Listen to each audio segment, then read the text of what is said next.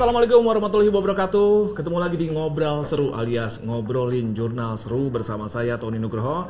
Dan tetap patuhi protokol kesehatan 3M, mencuci tangan, memakai masker, dan menjauhi kerumunan. Dan pastinya kali ini di jurnal akan membahas mengenai perangkat keselamatan dan pastinya masih di dunia penerbangan. Nah, alat keselamatan ini adalah sebuah alat purwarupa yang masih dikembangkan oleh anak bangsa, yakni yang bernama Foreign Object Debris. Nah, seperti apa? Untuk lebih jelasnya, kita sudah bersama dengan Pak Ali Murtado, peneliti pertama dari Puslitbang Transportasi Udara. Pak Ali, apa kabar Pak Ali? Baik, alhamdulillah. Terbang terus nih Pak ya? Iya, siap. Siap nih, mau kemana habis ini Pak? Mau ke Bali. Ke Bali lagi Pak ya? Tetap sehat selalu Pak ya? Alhamdulillah, amin. Ya, jangan lupa jamu dan segala macam Pak. Istirahat juga ya, Pak? Istirahat, air putih, jamu, jahe ya. Biar selalu fit, selalu sehat. Baik Pak Ali, sebelum kita masuk ke topik FOD nih Pak, kita sempat kepo juga nih Pak. Sebenarnya untuk Puslitbang Transportasi Udara itu secara struktur gimana sih Pak dengan Kementerian Perhubungan Pak? Ya, Puslitbang sendiri sebenarnya membantu subsektor. Jadi dia sebagai lembaga penelitian yang sebenarnya mendukung kinerja dari subsektor sendiri, seperti Dirjen Perhubungan Udara gitu. Jadi kajian-kajian yang terkait dengan kebijakan penelitian itu posisinya ada di Puslitbang Transportasi Udara. Baik, ini kalau misalnya kita dirunut nih Pak, alurnya, kayak misalnya melakukan penelitian, seperti apa yang dilakukan Pak Ali dan teman-teman di Puslitbang itu, seperti apa yang kita bicarakan sekarang mengenai FOD gitu kan. Itu alurnya seperti apa Pak? Ketika permasalahan itu muncul, lantas bagaimana? Iya, permasalahan muncul itu bisa dari subsektor, bisa juga dari teman-teman kita atau masukan dari terkait dengan seperti FOD ini kan masukan dari subsektor terkait dengan misalnya mahalnya kalau kita beli FOD dari luar negeri gitu kan. Sementara alat itu memang sangat dibutuhkan. Terus sumber daya manusia di kita juga mumpuni untuk melakukan itu gitu. Jadi, sebagai dasar dari penelitian itu sih. Setelah masalah ada, terus kementerian menugaskan Puslitbang untuk mengkaji atau meneliti.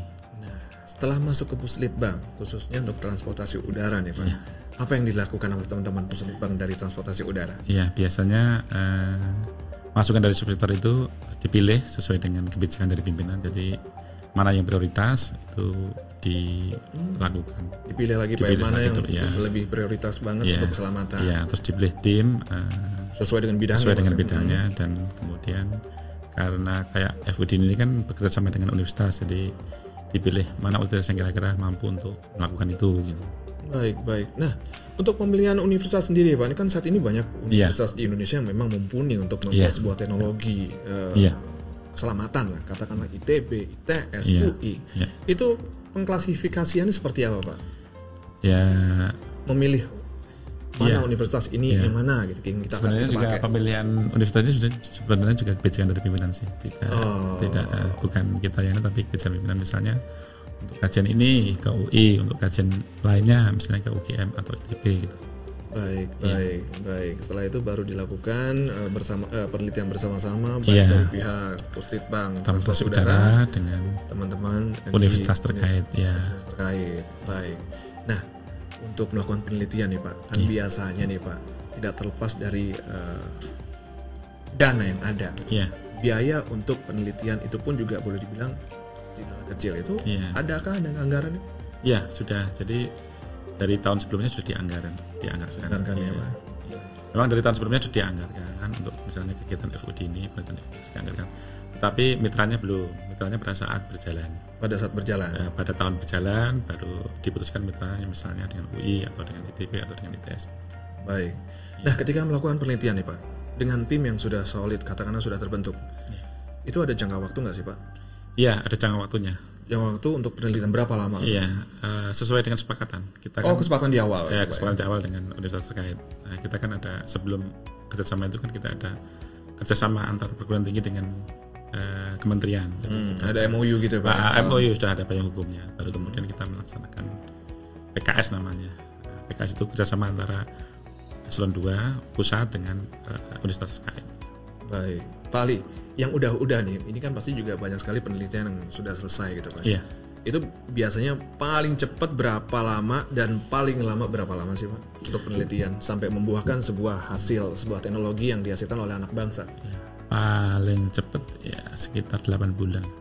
8 bulan. Iya, karena kan kalau teknologi kan butuh waktu, butuh proses, butuh uji coba. Ya, baik, butuh waktu yang agak lama dibanding dengan kegiatan yang lain. Paling cepat paling 8 bulan, paling lama ya 10 bulan lah. 10 bulan. Nah, untuk FOD ini sendiri, Foreign Object Debris, ya. Ini udah masuk bulan keberapa nih Pak? Ini sudah masuk bulan terakhir. Jadi kita sudah melakukan uji coba di Bandara Curug. Baik. Dengan hasil yang baik. Kemudian nanti kita rencanakan di awal Desember kita akan mengadakan FGD. Baik. Ada sebuah perangkat yang masih dikembangkan oleh anak bangsa yang bernama FOD atau Foreign Object Debris. Ya. Ini alat apa Pak? Sebenarnya FOD itu alat untuk mendeteksi partikel atau benda-benda yang membahayakan yang ada di landas pacu. Ada benda-benda di landas pacu? Seperti apa tuh Pak? Bisa seperti motorbaut, bisa juga seperti aspal yang mengelupas. Itu bisa, banyak? Ya karena di runway kan waktu take off dan touchdown kan dia banyak pesawat itu bentur landasan sehingga bisa menimbulkan keretakan atau pecahan, serpihan aspal atau batu ataupun melepas murmur yang ada di pesawat. Buat pesawat juga ada yang lepas Pak, berarti. Kerikil-kerikil pun juga kecabut dari aspalnya, seperti itu Pak. Pada saat-saat tertentu bisa terjadi. Nah itu misalnya saat ini memang benar-benar ada berarti ya kejadian ini di setiap bandar udara di Indonesia ya Pak. Iya. Itu bahayanya apa Pak? Bahayanya ya bisa merusak ini paling-paling pesawat, jet pesawat. Tersedot masuk ya Pak. Tersedot masuk bisa merusak sistem di paling-paling tersebut. Baik. Nah, alat ini mendeteksi. Ya. Mendeteksi benda-benda tersebut. Ya. Guna untuk melakukan tindakan preventif sebelum pesawat itu take off Pak ya? Iya, take off ataupun landing. Ya. Nah, sebelum alat ini dikembangkan, apa yang dilakukan Pak? Ya, sebelum dikembangkan kita perlu membuat sistemnya. Jadi, kita intinya dari kegiatan ini adalah kita membuat software artificial intelligence-nya. Jadi kita membuat softwarenya untuk mengetahui atau mendeteksi benda-benda yang ada di runway. Tetapi sarananya kita menggunakan kamera long. Baik. Ya. Berarti ini kan saat ini software sedang dikembangkan. Yeah. Artinya juga banyak sekali variabel-variabel yang harus dikumpulkan gitu kan, dan juga mengklasifikasikan dari objek-objek yang berada di runway gitu. Yeah. Saat ini sudah terkumpul kurang lebih berapa Pak anotasi-anotasi yang ada? Pada penelitian hingga saat ini telah berhasil dikumpulkan dan dilakukan anotasi dataset sebanyak 11.097 gambar yang terbagi dalam 24 kelas FOD dengan rata-rata sekitar 460 gambar per kelas. 460 gambar? Ya. Baik. Ini objek jenis apa sih Pak yang diperhitungkan sebagai kelas objek FOD? Kalau tadi Bapak bilang kan ada baut, ada bekas serpihan ban, ada nggak objek-objek lain Pak? Ya, selain itu selain benda mati yang ada juga benda bergerak seperti khususnya hewan ya, seperti ayam atau kucing ya, atau kambing atau burung dan lain sebagainya. Tapi kalau serangga nggak masalah Pak ya? Serangga nggak masalah. Terlalu kecil itu serangga.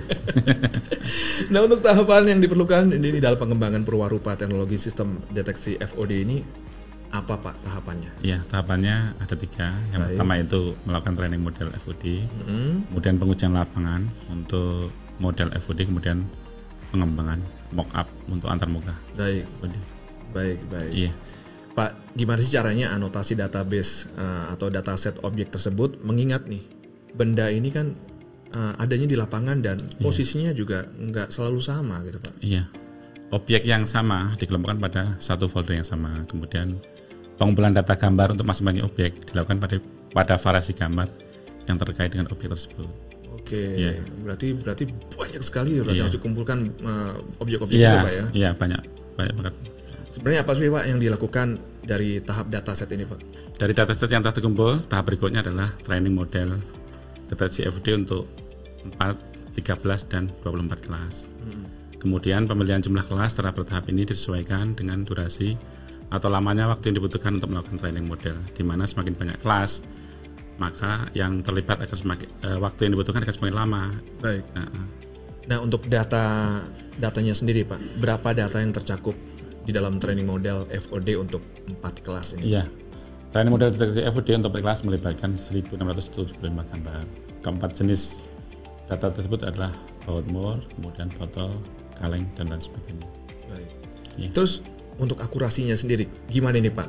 Dari training model FOD untuk 4 kelas ini ya? Iya, dari hasil nilai akurasi rata-rata hingga saat ini mencapai 91%. 91%. Hasil deteksi pada beberapa frame video di mana masing-masing frame terdapat beberapa objek terdeteksi dengan jenis dan ukurannya berbeda-beda.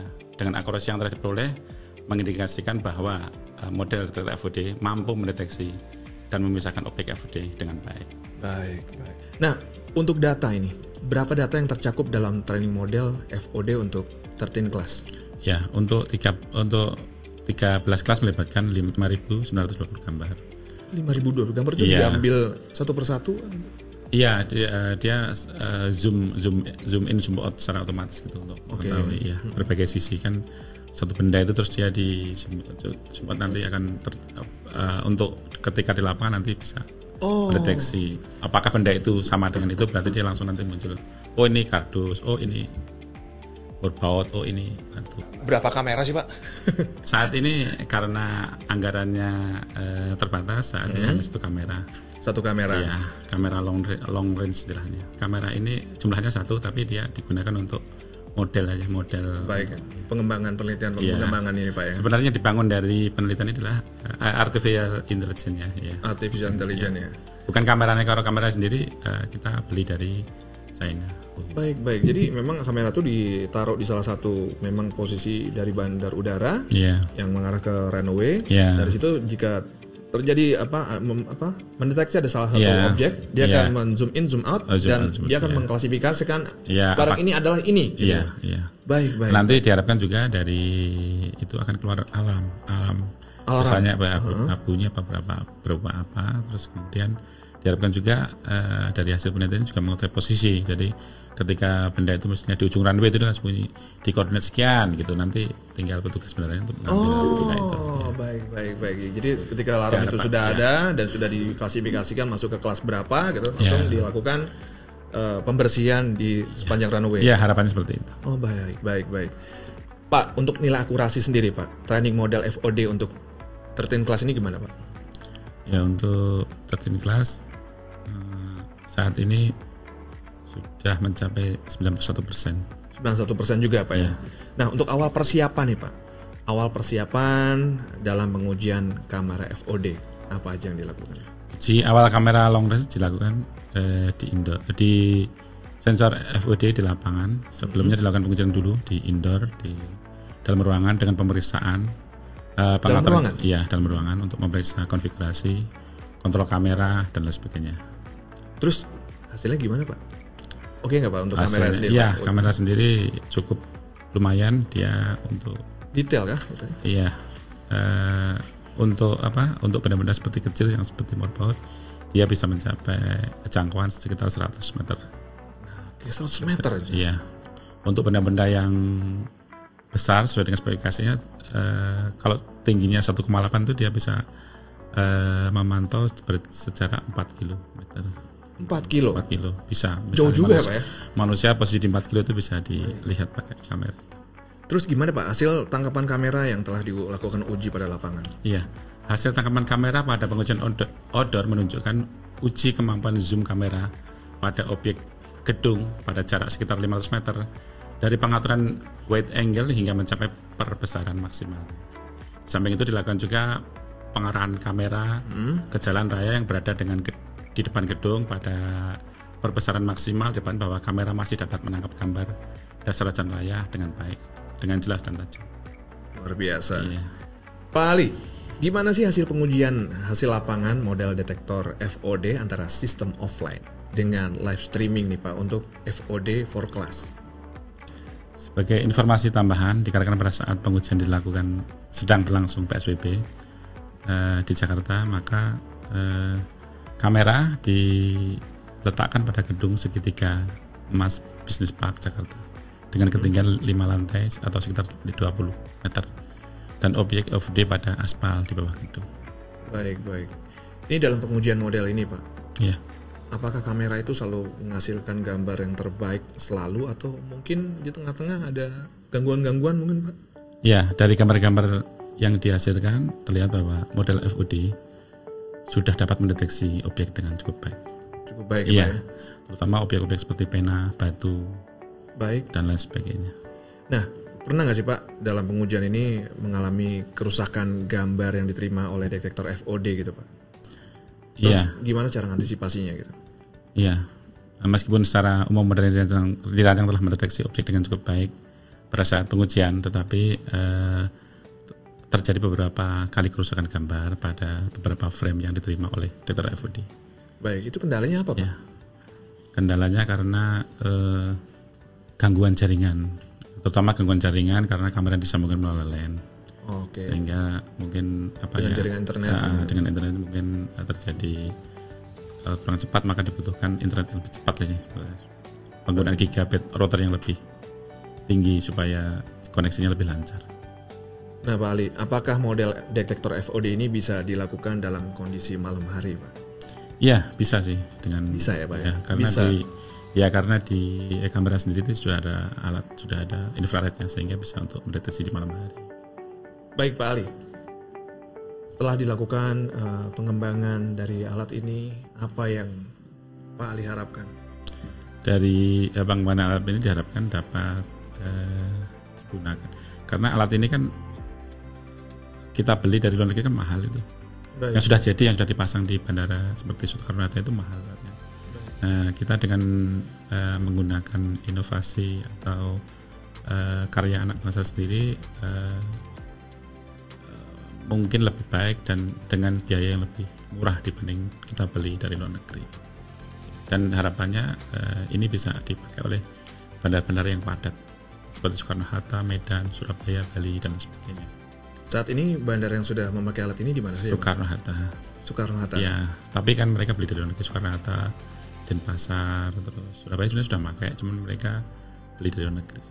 Baik, kita doakan aja Pak ya, pengembangan dari alat ini bisa dibuat oleh semoga anak negeri. Ya, semoga bisa kegiatan ini bisa lancar dan bisa memberi harapan yang lebih baik kepada instansi terkait sih.